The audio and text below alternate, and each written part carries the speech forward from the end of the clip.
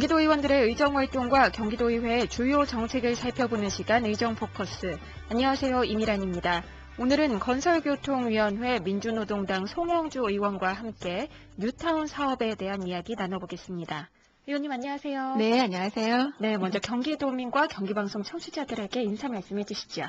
예, 반갑습니다. 민주노동당 경기도의원 송영주라고 합니다. 네, 반갑습니다.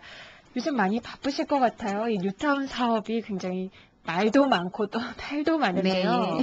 또 의원님께서는 특히 경기도 내 뉴타운 사업에 많은 관심을 가지고 계신 걸로 알고 있습니다. 현재 뉴타운 사업이 표류하고 있는데요. 이렇게 뉴타운 사업이 잘 안 되는 이유가 뭐가 있을까요? 네, 많은 분들이 실은 걱정이 많으신데요. 뉴타운 사업은 도시 재생을 위해서 도시 재정비를 촉진시키는 사업입니다. 근데 뉴타운 사업의 성패가 정확하게 판단되지 않는 상황에서 국회의원이나 아니면 단체장들이 굉장히 많은 뉴타운들을 공약으로 걸고 계십니다. 그렇기 때문에 경기도만 보더라도 2007년 3월 이후에 12개 시에 23개 지구를 지정했습니다.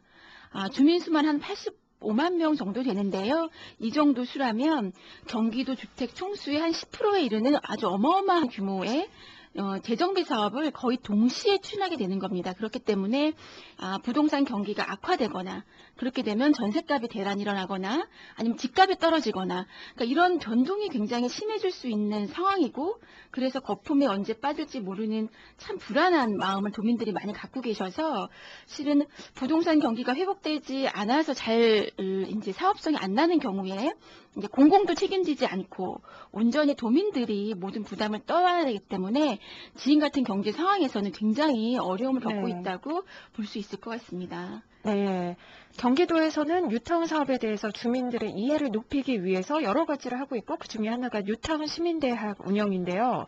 의원님께서는 경기도가 잘못된 정보를 제공하고 있다라는 지적을 하셨습니다. 이거 어떤 내용인지 궁금합니다. 예, 제가 뉴타운 시민대학에 가서 교육을 한번 들은 적이 있었는데요. 네. 거기 교육 내용을 보면 세입자, 특히 세입자와 관련해서 세입자에 대한 주거 이전비 보상을 해줍니다. 이제 집을 이제 떠나셔야 되기 때문에 주거 이전비 보상 기준일이 굉장히 중요합니다. 그렇기 때문에 언제 시점에서 보상을 해주느냐. 근데 그 경기도가 진행한 뉴타운 시민대학에서는 주거 이전비 보상 기준일을 재정비 촉진 지구 지정을 위한 주민 공람 공고리라고 했습니다. 조금 어렵죠. 그러니까 뉴타운을 지구 지정한 때의 주민 공람일, 그때가 주거 이전비 보상을 해주는 기준일이라고 했는데요. 올해 3월 10일 날 법제처에서 유권 해석을 내려주셨습니다. 유권 해석의 내용은 뉴타운 지구 지정을 위한 주민 공람일이 아니라 세입자 보상 기준일은 재정비 촉진 계획을 수립하는 주민 공람 공고이라고 했습니다. 그러니까 그 두 가지 시점이 길게는 4, 5년까지 납니다. 그렇기 때문에 보통 세입자들이 전세 계획이 2년이잖아요. 네네. 그렇죠. 경기도에서 해석한 것처럼 하면 사업 시행으로 2주 될 때까지 살아야 된다라는 법제처 해석이라고 하면서 이제 계속 교육을 하셨거든요. 그래서 그 교육이 틀린 거죠. 그렇기 때문에 실제 보상금 지급 시점이랑 세입자 보상 기준일이 4, 5년 차이가 벌어지게 되는 그런 좀 안타까운 상황으로 계속 교육을 하신 거예요. 그래서 교육을 좀 바로잡아 주실 것에 대해서 말씀을 드렸고, 그리고 이런 현상 때문에 사업 시행 전에 내쫓으면 된다라고 하는 가옥주들이 많이 생기시고 집도 안 고쳐주고 바로 재계약을 안 하게 되는 그런 현상이 지금 세입자들한테 많이 나타나고 있습니다. 네, 지금 사실 말이 조금 어려워서 들으시는 분들이 이게 무슨 얘기인지 하시겠지만 좀 정리를 해보자면은 경기도에서 얘기하는 시점과 법제처에서 해석을 내린 시점이 다르기 때문에 세입자들에게는 많은 불이익이 갈 수도 있겠네요. 네, 예, 그래서 지금 도민들에게 제대로 좀 정정 교육을 하는 것이 중요하다고 생각합니다. 네네. 경기도가 워낙에 반발도 심하고 또 그러다 보니까 새로운 개선안을 지난달에 내놨습니다. 그런데 이 경기도의 개선안이 도리어 서민들의 주거 환경을 악화시킬 것이다 라고 또 말씀을 하셨습니다. 이건 어떤 내용인가요? 이번 뉴타운 사업 개선안에서 임대주택 부분입니다. 여기 보면은 임대주택 부담을 경감시키겠다고 해서 개선안을 내놨는데요. 네네. 지금 현재 아파트를 짓게 되면 임대주택을 법적으로 의무조항으로 지어야 됩니다. 그게 전체 주택 비중의 17%를 지어야 됩니다. 네. 가구수의 17%.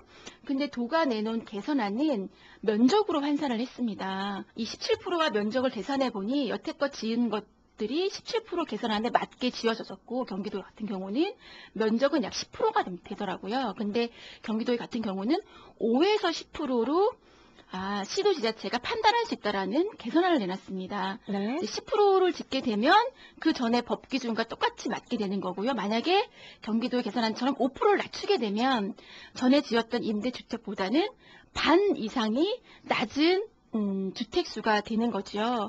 그래서 계산을 해보니까 경기도에서 이미 짓고 있고 지으려고 예정하고 있는 임대 아파트를 보게 되면 경기도에 내놓은 개선안처럼 하게 되면 약 한 22,000세대가 들어가야 할 임대 아파트가 없어지게 되는 결과를 낳게 되는 거예요. 그러니까 절반 이상 줄어든다라고 보시면 될 것 같습니다.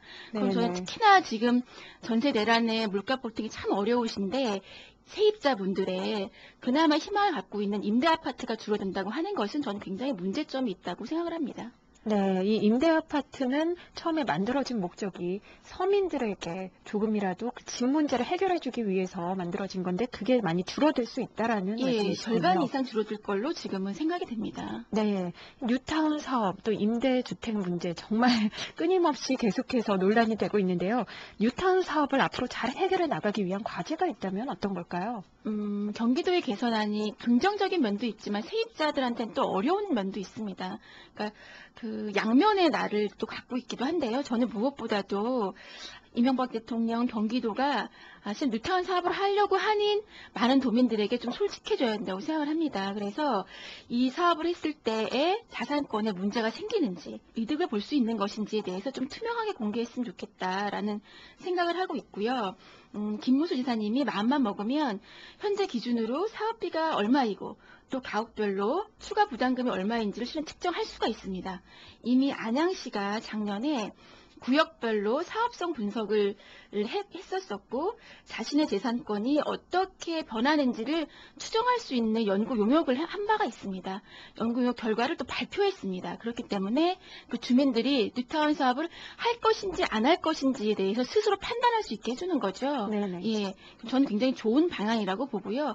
서울시도 이미 이제 추가 부담금 같은 경우는 얼마를 추가 부담금으로 내야 되는지를 프로그램화해서 공개를 하고 있습니다. 이렇게 뉴타운 사업이 장밋빛 꿈이 아니라 정말 뉴타운 사업을 할 것인지 말 것인지에 대해서 그리고 세입자들은 자기의 임대주택이 어떻게 될 것인지에 대해서 투명하게 공개해서 그 선택을 도민들에게 하게 하는 것 이게 가장 중요할 것 같고요. 주민들이 반대하면 뉴타운 사업은 안 한다 뭐 이런 좀 약간 무책임한 말보다는 정확한 정보를 주고 특히나 뉴타운 사업에서 이제 조합과 건설업 제가 서로 이제 이권이 오고 갔다, 금액이 오고 갔다 이런 말들이 많은데 실은 그런 말들이 없게 투명하게 공공이 공공관리제를 하는 것이 중요하다고 생각합니다. 그래서 경기도가 그런 역할을 좀 제대로 할 수 있게 정책 방향과 그리고 공공관리제를 할 수 있는 기금을 조성하는 것이 경기도의 과제가 될 것 같습니다. 네, 이 뉴타운 사업에 대해서 얘기를 하자면 정말 한이 없을 것 같습니다. 지금 준비된 시간이 다 됐는데요. 의원님의 끝인사로 이 시간 마치겠습니다. 네, 실은 굉장히 좋은 긍정적인 정책과 예산으로 도민을 만나봐야 되는데요. 실은 지금 상황이 그렇지 못하고 오늘 인터뷰도 좀 그런 것 같습니다. 죄송하다는 말씀 먼저 드리겠고 그래도 건설과 교통 그리고 주택 문제에 있어서는 경기 도민분들의 이야기를 많이 청취하고 그것을 정책에 반영하는 그런 도의원이 되도록 하겠습니다. 고맙습니다. 네, 오늘 나와주셔서 고맙습니다. 고맙습니다. 경기도 의원들의 의정활동과 경기도의회 주요 정책을 살펴보는 시간 의정포커스 송영주 의원과 함께했습니다. 고맙습니다.